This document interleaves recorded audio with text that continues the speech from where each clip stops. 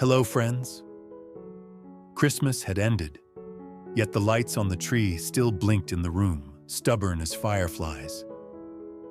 Tu Tien lay awake long before dawn, staring at the ceiling and listening to her own heartbeat argue with the quiet. Jack was home, safe in the next breath beside her, but her body did not believe in safety yet. It believed in rehearsals. It believed in waiting for the knock, the shout, the car that should not be there. Today they would walk beyond the gate just a few steps. She whispered, "Daylight is ours," and held her breath today. She slipped from the bed and padded to the window in wool socks, careful not to wake Min in the next room. Outside, the yard was silver with dew, and the gate stood dark against the faint sky, a simple latch that felt like a verdict. The metal had a smell, sharp and cold, like coins in a wet palm. Tu Tien pressed her fingertips to the glass and tried to breathe into her ribs. Two versions of her watched that gate.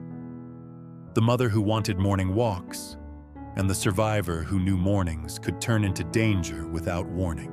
Behind her, Jack's breathing stayed steady, a low tide sound she used to trust. After the kidnapping, even that sound had become a question.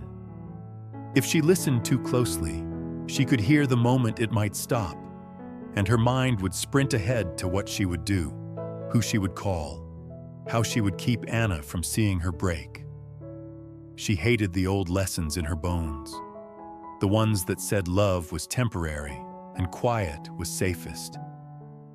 In the dim room, the tree lights blinked red, green, red, like a warning. Dawn would come, but fear stayed. A soft shuffle crossed the floorboards. Jack rose behind her, hair rumpled, eyes tired in the way his smile could not hide. He did not crowd her. He simply stopped near enough for warmth to reach her back. "You're up early," he murmured, voice careful as hands over a bruise. Tu Tien tried to answer lightly, and the lie caught in her throat. "I'm scared," slipped out instead. Jack's shoulders eased, as if truth gave him something solid. "Then we go slow," he said. "Safe can be slow." From the doorway, Mom Loy appeared, hands full, offering breakfast. Not questions.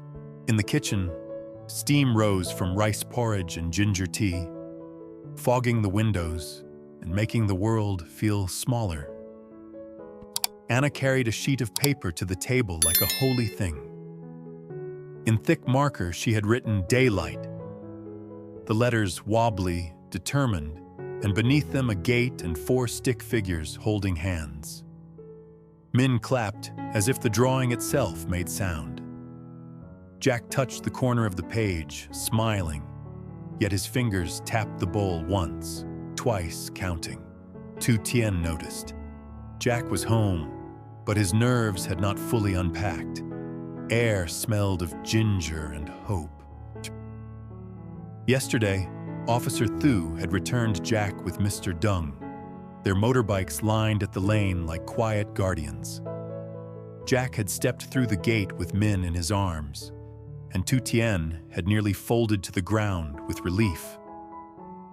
Later, in the living room, Jack explained the mediation office. There had been a desk, a stamp, and a man who spoke of DNA tests and grandparent interest as if children were paperwork. They tried to rush Jack into signing, to make it look voluntary. Jack kept his pen capped and said no until they let him leave without apology. Tu Tien had answered with her own confession, cheeks hot with shame. After Jack disappeared, strangers came later, smiling too wide, saying he was in their car and she only had to open the latch. The lie sounded almost kind, which made it worse. Her hand had hovered near the metal, and Anna had stood behind her, silent, sensing danger. Tu Tien remembered Jack's warning and Officer Thu's advice. Keep the boundary, keep witnesses, keep daylight. So she shouted for neighbors instead. Doors opened. Faces appeared. The men backed away, annoyed, and the gate stayed closed. That memory rang loud. After that, the house tried to become ordinary again. Mom Loy swept pine needles from under the tree and hung a damp laundry where the sun could reach it. Min fell asleep on Jack's shoulder, his breath warm against Jack's collarbone. Anna taped her daylight drawing near the door, as if words could guard the latch. In the evening, Jack held Tu Tien's hands and thanked her for saving them, voice thick with gratitude. Yet when the wind made the gate creak, Tu Tien's stomach turned. "Tomorrow," Jack said, "we take one small step past it in daylight for us, together." Now that tomorrow had arrived, Tu Tien moved like someone carrying a glass bowl. She tied Min's shoelaces twice, though he wore sandals, and then laughed softly at herself. The laugh tasted thin, like tea left too long on the leaves. Jack pulled on his sweater and offered his scarf without fuss, laying it across her forearms the way you lay a blanket over a startled bird. "Do you want to try?" he asked. Respect, not command. Tu Tien nodded, then felt dizziness bloom behind her eyes. Jack lifted his palm, open. "Hand?" he offered, waiting. She placed hers there. They walked past Anna's drawing, fluttering from a draft, the paper whispering against the wall. Mom Loy followed, pretending to check the lock, yet offering her calm like a steady hand.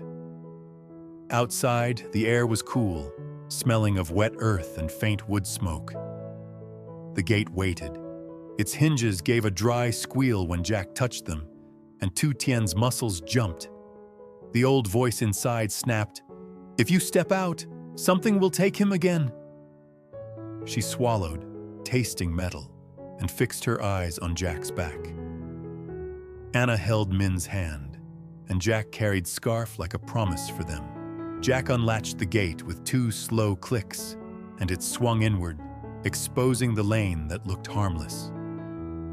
Harmlessness felt like a trick, because danger rarely announced itself. Jack turned to Tu Tien, eyes asking permission. She saw how he kept his shoulders relaxed, though his jaw still twitched. "We stop anytime," his voice promised. Anna lifted her paper so daylight faced the road. Min leaned against Jack's hip, smelling of milk.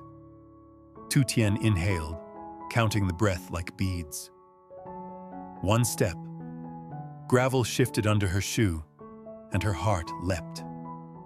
Sunlight touched her cheeks, but her skin felt cold. Second step, sweat gathered at her hairline despite the chill. Third step, a motorbike backfired down the road, and the sound snapped her breath in two. The lane blurred. She was no longer here. She was back at dusk, a car idling, a stranger smiling while saying Jack's name like bait. Her fingers went numb, then burning. Sounds turned far away, as if her ears were full of cotton. Anna's voice became a flutter she could not catch. One thought rose, hard and certain. He will vanish again, and it will be your fault. Her knees wobbled, and shame followed. Jack saw the shift in her face, like a candle sputtering. He stepped in front of her, not to block the road, but to give her eyes something safe. His hand stayed open. "Look at me," came softly. Tu Tien fixed on the knit of his sweater, the small fray at the cuff, and let that ordinary detail hold her. His thumb rubbed her knuckle, slow and steady. "5 things you can see." Her voice shook.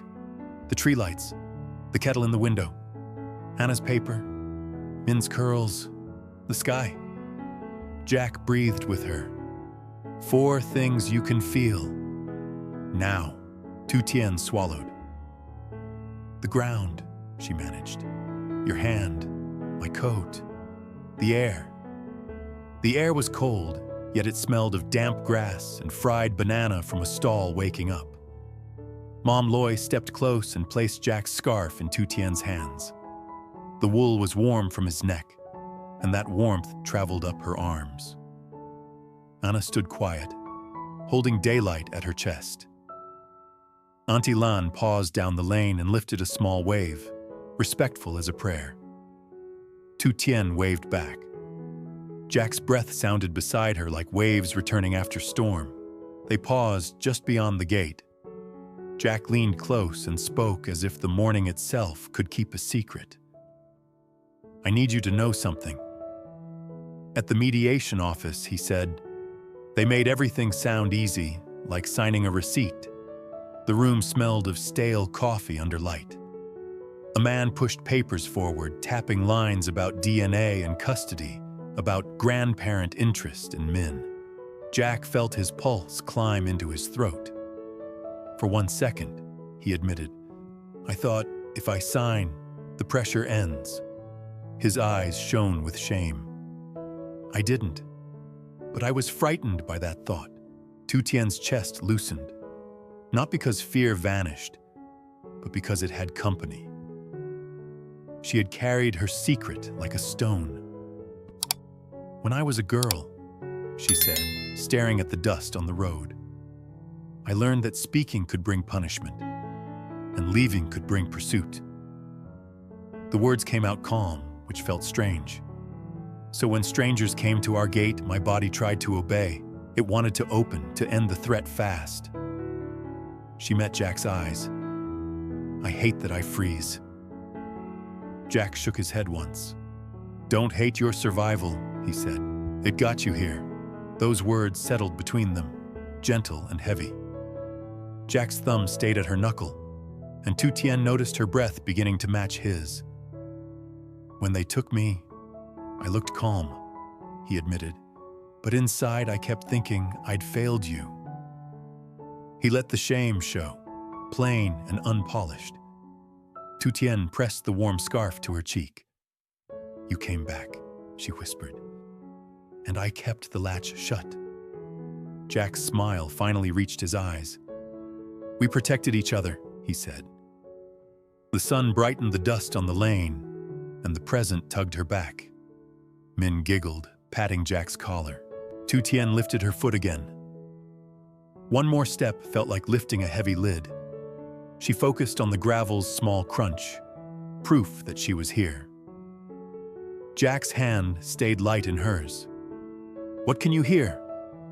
Roosters far away, a pot clanging, leaves whispering, Min babbling on Jack's shoulder. The sun warmed the lane and jasmine drifted from a fence, sweet and clean. Anna pressed the daylight paper against Tu Tien's arm, as if the word could steady her pulse. The marker left a smudge. Tu Tien laughed at it, and the laugh loosened something tight in her chest. At the wider road, a car rolled past and slowed, and Tu Tien's stomach clenched, ready to sprint 100 old miles. Jack felt her fingers tremble and stepped beside her, not blocking, just joining her line of sight.